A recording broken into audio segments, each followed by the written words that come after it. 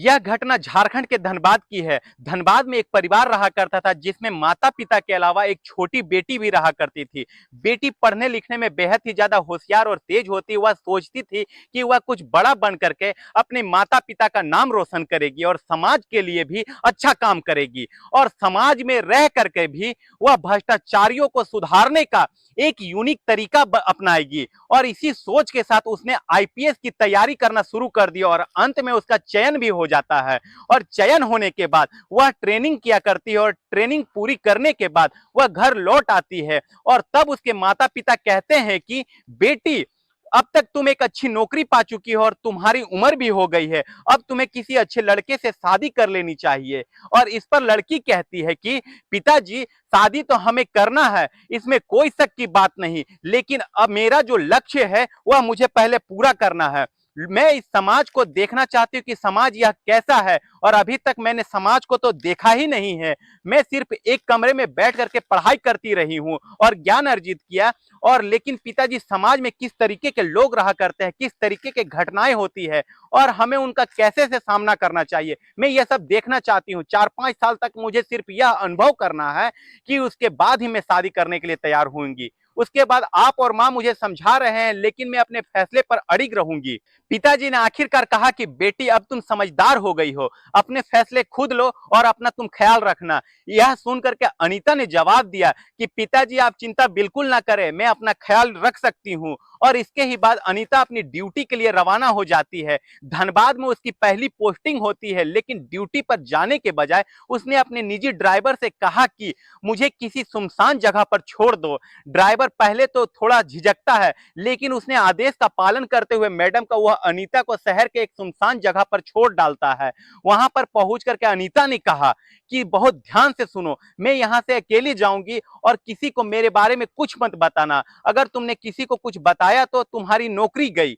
Driver डर के मारे बोलता है, मैडम आप निश्चिंत रहिए, मैं किसी को कुछ नहीं बताऊंगा। लेकिन इसके ही बाद अनीता ने अपने कपड़े और लुक बदलती है। उसने खुद को एक भिखारी की तरह रूप तय करती है और फटे पुराने कपड़े पहन करके मैले कुचेले हालत में वह बाजार की ओर चल पड़ती है। और थोड़े ही देर बाद वह थाने के पास एक पहुंचती है। वहां पर उसने थाने के आसपास चक्कर लगाना शुरू किया।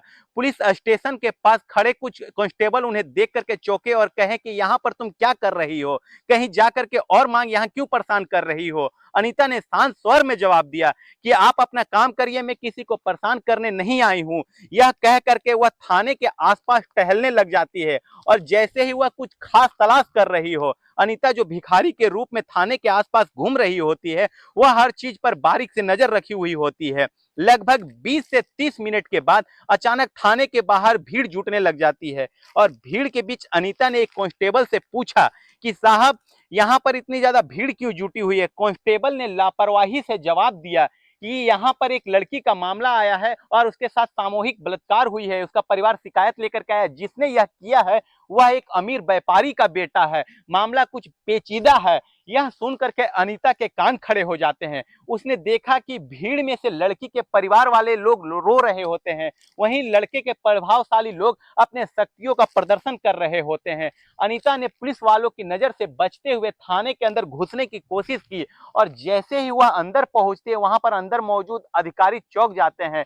दरोगा साहब ने गुस्से में पूछा कि अरे, इसे अंदर आने किस लिए दिया गया, यह भिखारिन यहाँ कैसे घुस गई। कांस्टेबल घबरा चुका होता है, वह बोलता है कि साहब, हमारी नजर इस पर नहीं पड़ी, पता नहीं ये कब अंदर आ गई है, कुछ पता ही नहीं चला। दरोगा साहब ने आदेश दिया कि इसको कुछ खाने को दे दो और पैसे दे दो और यहाँ से रफू चक्कर करवाओ, हमें अपना काम करने दो।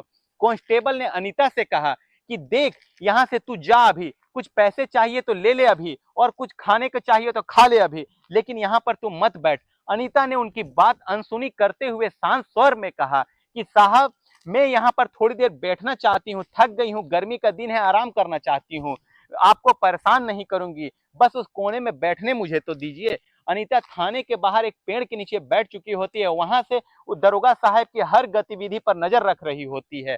उसने देखा कि लड़की का परिवार रोते हुए न्याय की गुहार लगा रहा होता है, लेकिन आरोपी के प्रभावशाली पिता दरोगा को रिश्वत दे करके मामला को दबाने की कोशिश कर रहे होते हैं।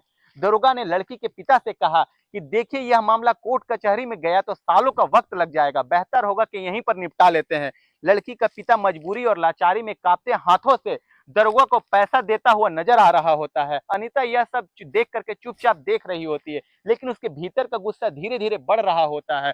वह जानती थी कि अब समय आ गया है अपनी पहचान और अपनी अधिकार का सही उपयोग करने का। गरीब माँ बाप दरोगा के सामने हाथ जोड़ करके गिड़गिड़ा रहे होते हैं। माँ रोते हुए कह रही होती है कि साहब, हम गरीब लोग हैं, हमारे पास इतने पैसे नहीं है कि आपको दे सके, लेकिन मेरी बेटी के साथ जो कुछ भी हुआ उसके लिए मुझे इंसाफ चाहिए। आपसे मुझे बस यही निवेदन है, कृपया हमें न्याय दिलवा दीजिए। दरोगा ने उनकी बातों को अनसुना करते हुए एक ठंडी नजर डाली। उसने कहा कि देखो, कानून सबके लिए बराबर है, लेकिन यहाँ पर काम आसानी से नहीं चलता है। तुमसे जो बन पड़े वह तुम करो, वरना तुम वापस यहाँ से चली जाओ। उधर अमीर पक्ष के लोग जो पहले से ही दरोगा को मोटी रकम दे चुके होते हैं, मुस्कुराते हुए खड़े होते हैं। उनके पैसे से दरोगा का रवैया जो होता है पूरी तरीके से बदल चुका होता है। अब वह अमीर लड़के के परिवार के पक्ष में बोलने लग जाता है और गरीब परिवार को डांटते हुए कहने लगता है कि तुम लोग यहाँ पर तमाशा मत करो, तुम लोग अपना काम करो और चुपचाप यहाँ से चले जाओ। कोर्ट में जाना है तो जाओ, लेकिन यहाँ पर हंगामा शुरू मत करो। गरीब पिता जो अंदर से टूट चुका होता है वह कहता है कि साहब, कि हमारी बेटी के साथ तो अन्याय हुआ है, आपसे इंसाफ की उम्मीद लेकर के आए थे, लेकिन आप हमें ही डांट रहे हैं। क्या गरीबों को न्याय मिलना इतना ज्यादा मुश्किल है? इस बीच भिखारिन के भेष में बैठी हुई आईपीएस अधिकारी अनीता यह सब कुछ चुपचाप देख रही होती है, लेकिन उसने देखा कि दरोगा किस तरीके से अमीरों के पैसे के लालच में आकर के गरीब परिवार को प्रताड़ित कर रहा होता है। उसकी आंखों में गुस्से की आग जल रही होती है और अनीता अब भी चुप होती है। दरोगा गरीब परिवार से कहता है कि तुम लोग घर जाओ, मैं तुम्हारे केस को देख लूंगा, गहराई से जांच करूंगा और जल्द से जल्द रिपोर्ट तैयार करके कार्रवाई करूंगा। लेकिन गरीब पिता भावुक होकर के कहता है कि साहब, हम आपके भरोसे हैं, हमें सिर्फ अपनी बेटी के लिए न्याय चाहिए और कुछ नहीं चाहिए। दरोगा बड़ी ही सहजता से जवाब देता है कि ठीक है, तुम चिंता मत करो, मैं सब संभाल लूंगा। लेकिन जैसे ही गरीब परिवार थाने से बाहर निकलता है, दरोगा अमीर व्यापारी से पैसे लेता है और फिर उसके पक्ष में कार्रवाई करने की योजना बनाने लग जाता है। थाने के बाहर गरीब परिवार को बैठी हुई भिखारिन रूपी अनीता रोक लेती है। वह उनसे पूछती है कि क्या हुआ, पूरा मामला तो बताइए। गरीब पिता थोड़ा चिढ़ते हुए कहता है कि हम जो भी सह रहे हैं वह हमारा निजी मामला है, तुम्हें इससे क्या मतलब है? आप अपना काम करो, आप भीख मांगो। गरीब परिवार को यह पता नहीं होता है कि वह भिखारिन दरअसल एक आईपीएस अधिकारी है। दरअसल इस थाने में नियुक्त हुई नई अधिकारी आईपीएस है। अनीता ने फिर पूछा कि आप मुझे सब कुछ बताइए, मैं आपकी मदद करना चाहती हूँ। आखिर आपकी बेटी के साथ ऐसा क्या हुआ है? गरीब परिवार हिचकिचाते हुए बताने लग जाता है, लेकिन जैसे ही उन्होंने देखा कि यह भिखारिन बेहद ही साफ सुथरा और खड़ी हिंदी में बात कर रही है और कभी कभी अंग्रेजी में भी बात कर रही है, तो वे सब हैरान हो जाते हैं।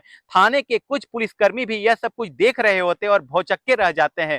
कांस्टेबल अनीता के पास आकर के बोलता है कि तुम हो कौन, हमें सच सच बताओ। अनीता ने यह सुनते ही अपना गेटअप हटा दिया और जैसे ही उसने अपने असली रूप में कदम रखा उस थाने के बाहर, तो सभी कर्मचारी हड़बड़ा जाते हैं। दरोगा को फटकारते हुए उसने कहा कि तुमने गरीब परिवार के साथ बेहद ही ज्यादा अन्याय किया है, मैंने अपनी आंखों से तुम्हारी सारी करतूतें देख ली है, अब तुम्हारे खिलाफ सख्त कार्रवाई होगी। थाने के सभी पुलिस कर्मचारी सन्न रह जाते हैं। दरोगा घबरा करके माफी मांगने लग जाता है, लेकिन अनीता ने उसे सख्त लहजे में चेतावनी दी कि अब वह गरीब परिवार को न्याय दिला करके ही रहेगी।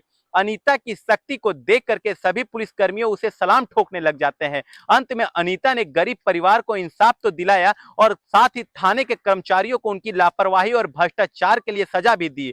अनीता जो अब अपने असली रूप में आ चुकी होती है और थाने के पूरे स्टाफ को लाइन हाजिर करने का आदेश दे देती है और असली दरोगा और सभी कांस्टेबल को एक एक करके तलब करती है और उनके कर्तव्यों में की गई लापरवाही और भ्रष्टाचारियों के लिए सख्त फटकार लगाती है। दरोगा से सख्त लहजे में कहती है कि तुम्हारी ड्यूटी न्याय दिलाने की होती है, लेकिन तुमने अपनी जिम्मेदारियों को पैसे के लिए बेच दिया, अब तुम्हें इसका अंजाम भुगतना ही पड़ेगा। और इसके बाद अनीता ने कुछ पुलिसकर्मियों को तुरंत प्रभाव से सस्पेंड करने का भी आदेश दे देती है। थाने में मौजूद सभी लोग चुपचाप हो जाते हैं, उन्हें कुछ समझ में नहीं आ रहा होता कि अचानक से यह सब कुछ कैसे हो गया। लेकिन अनीता ने यह सुनिश्चित किया कि हर दोषी को उसकी सजा मिले और गरीब परिवार को तुरंत न्याय मिले।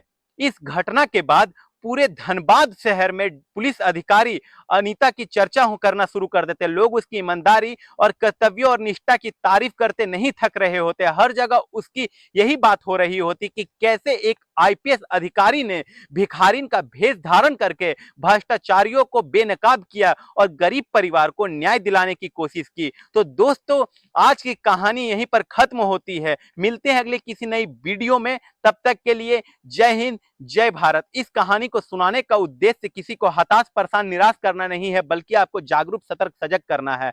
इस कहानी से आपको क्या सीख मिली है, कमेंट सेक्शन में अपनी राय और प्रतिक्रिया जरूर साझा कीजिए। मिलते हैं अगले किसी नई वीडियो में, तब तक के लिए जय हिंद, जय भारत।